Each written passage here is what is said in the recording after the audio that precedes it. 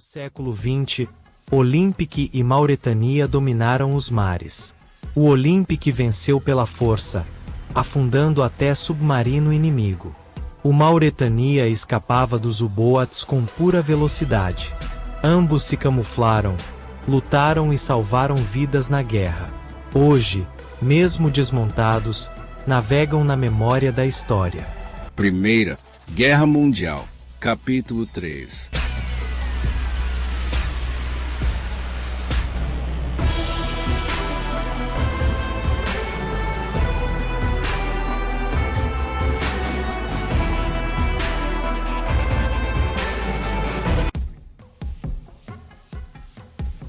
Lançado em 1910, o RMS Olympic foi o primeiro e maior dos lendários três irmãos construídos pela White Star Line, Olympic, Titanic e Britannic. Erguido nos estaleiros da Harland & Wolff, em Belfast, o Olympic era uma obra-prima da engenharia naval britânica. Com seus 269 metros de comprimento e 45.324 toneladas, ostentava um casco branco reluzente, que refletia o orgulho do Império Britânico em sua era de ouro sobre os mares. Ao entrar em operação, o Olympic foi celebrado como o maior navio do mundo. Projetado para transportar 2.435 passageiros e 950 tripulantes, oferecia conforto incomparável nas cabines luxuosas de primeira classe, sem negligenciar a vasta população da terceira classe, para quem a travessia significava a promessa de uma nova vida. Porém, seu brilho inicial foi ofuscado pela tragédia do irmão mais famoso, o Titanic. Em 1912, o naufrágio do Titanic marcou profundamente a história da navegação. O Olympic, que ainda operava normalmente, foi imediatamente reformado. Novos botes salva-vidas, reforço estrutural e melhorias em segurança tornaram-se prioridade. Quando a Primeira Guerra Mundial eclodiu em 1914, o Olympic ainda cumpria rotas comerciais. Mas em setembro daquele ano, mostrou seu valor militar ao resgatar os sobreviventes do HMS Audacious, um encouraçado britânico que havia sido atingido por uma mina naval. Esse episódio marcou o início de sua transformação. Logo depois, foi requisitado para o esforço de guerra. Em 1915, o Olympic foi convertido em navio-hospital, com capacidade para 1.000 leitos. Sua primeira missão foi transportar feridos da devastadora campanha de Galípoli de volta para a Inglaterra. Mas essa função duraria pouco. Em 1916, o Olympic passou por uma conversão radical. Tornou-se um navio de transporte de tropas. Seus majestosos salões de baile foram convertidos em dormitórios coletivos. Os porões, antes usados para bagagens e cargas comerciais, passaram a abrigar suprimentos militares e munições. Para enfrentar a ameaça constante dos submarinos alemães, o Olympic recebeu uma pintura especial chamada camuflagem Dazzle, padrões geométricos em preto, cinza e verde escuro, que confundiam a observação inimiga e dificultavam o cálculo de velocidade e direção. Além disso, foi armado com canhões de 6 polegadas e artilharia antiaérea, ganhando capacidade defensiva real. Parte de sua tripulação passou a ser composta por oficiais da Marinha Real Britânica. Foi nessa nova fase que o navio ganhou seu apelido histórico, Old Reliable, o velho confiável. Seu desempenho exemplar o tornou símbolo de segurança no transporte de tropas. A partir de 1917, o Olympic passou a conduzir soldados americanos do porto de Nova York para a Europa, além de tropas britânicas e canadenses. Estima-se que, até o fim da guerra, o navio tenha transportado mais de 210.000 soldados aliados. Entre essas viagens, uma ficou marcada para sempre na história naval. Em 12 de maio de 1918, Enquanto navegava pelo Canal da Mancha, o Olympic avistou o submarino alemão 103. Os artilheiros abriram fogo imediatamente, mas a ameaça exigia mais do que tiros. O capitão do Olympic, Bertrand Fox Reis, um experiente comandante da Marinha Mercante, tomou uma decisão ousada. Ordenou que o navio colidisse diretamente com o submarino. A gigantesca proa de aço do Olympic perfurou o casco do 103, que afundou em poucos minutos. 31 tripulantes alemães foram resgatados e feitos prisioneiros. Foi a única vez na história naval que um transatlântico civil afundou um submarino militar em combate. Reis foi condecorado com a Ordem de Serviço Distinto por sua bravura. Com a vitória do Olympic sobre o 103, sua reputação militar foi selada. Continuou operando até o fim da guerra em 1918, transportando tropas e suprimentos. Em 1919, iniciou a repatriação de soldados americanos e franceses, além de civis e trabalhadores deslocados pela guerra. Encerrado o conflito, o Olympic passou por uma grande reforma.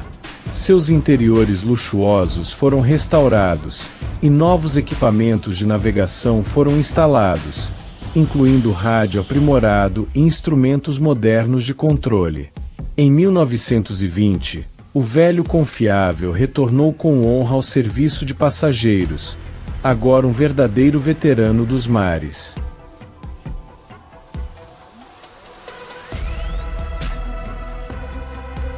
O majestoso RMS Mauretania foi lançado ao mar pela lendária Cunard Line.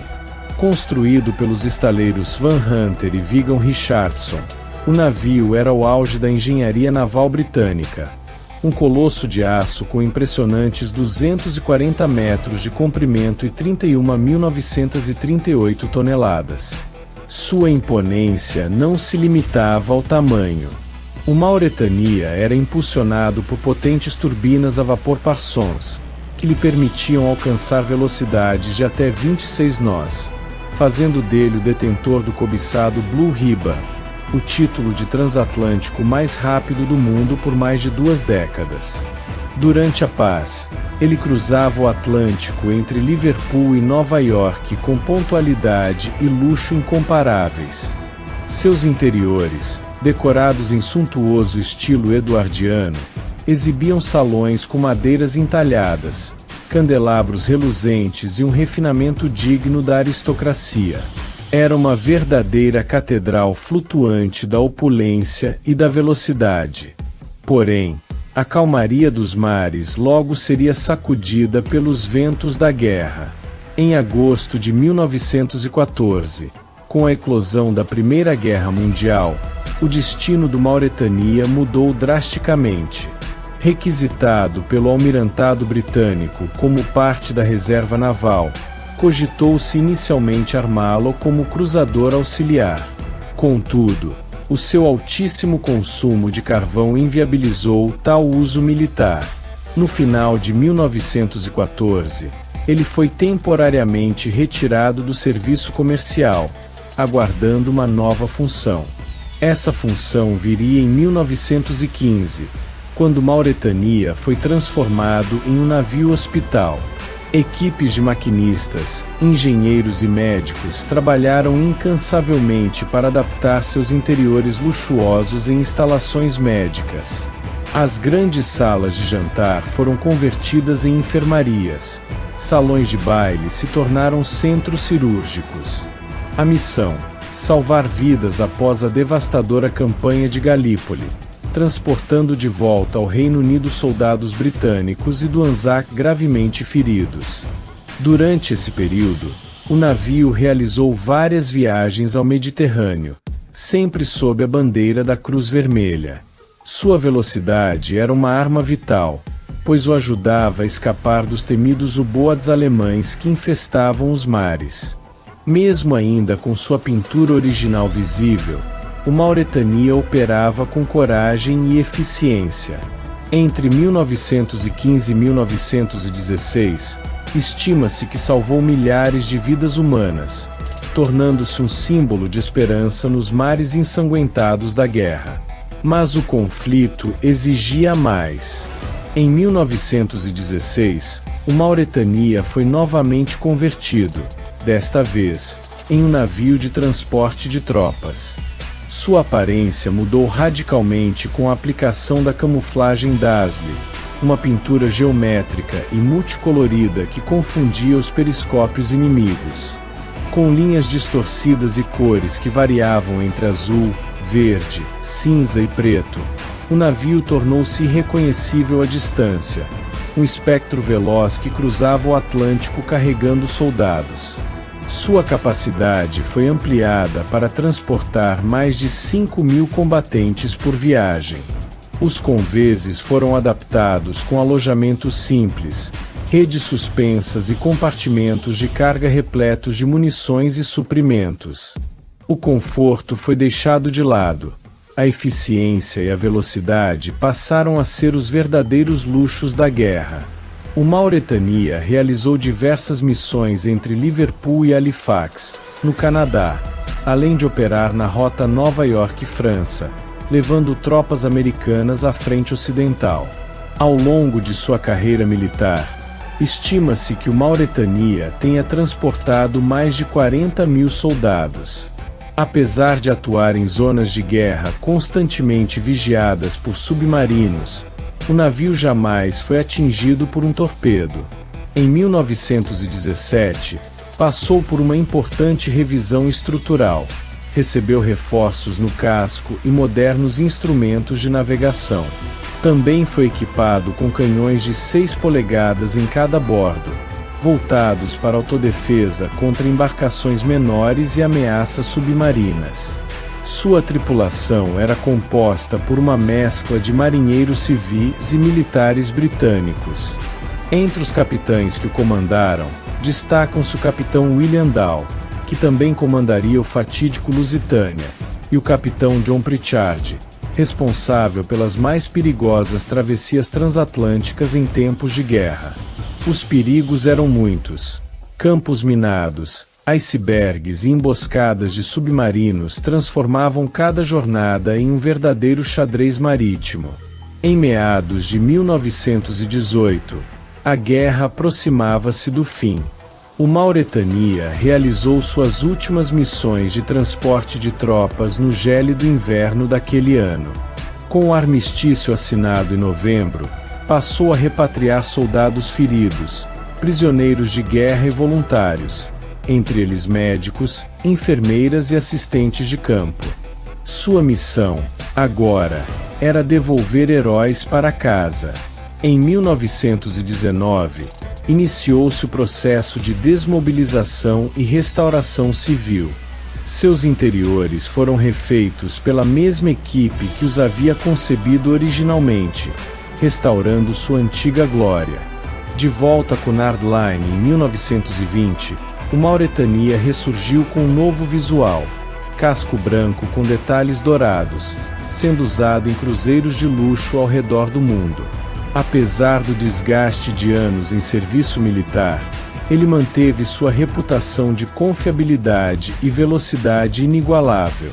A carreira civil do Mauretania prosseguiu até 1934.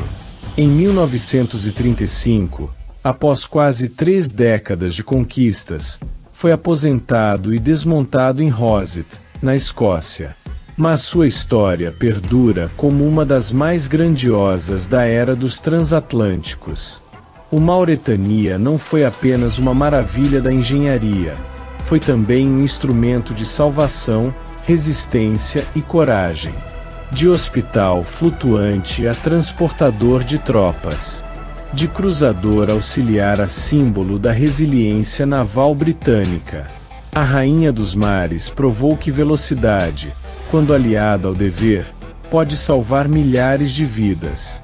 E assim, navegando entre o luxo e a guerra, entre o passado e a eternidade, o Mauretania gravou para sempre seu nome nas páginas da história. Durante a Primeira Guerra Mundial, Os luxuosos transatlânticos RMS Olympic e RMS Mauretania foram transformados em navios de guerra.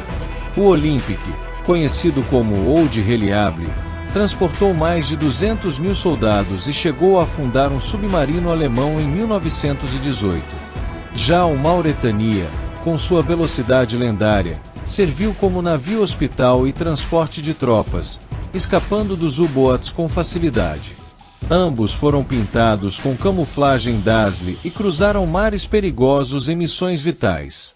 O Olympic virou símbolo de força e resistência, enquanto Mauretania foi celebrado por sua velocidade e eficiência.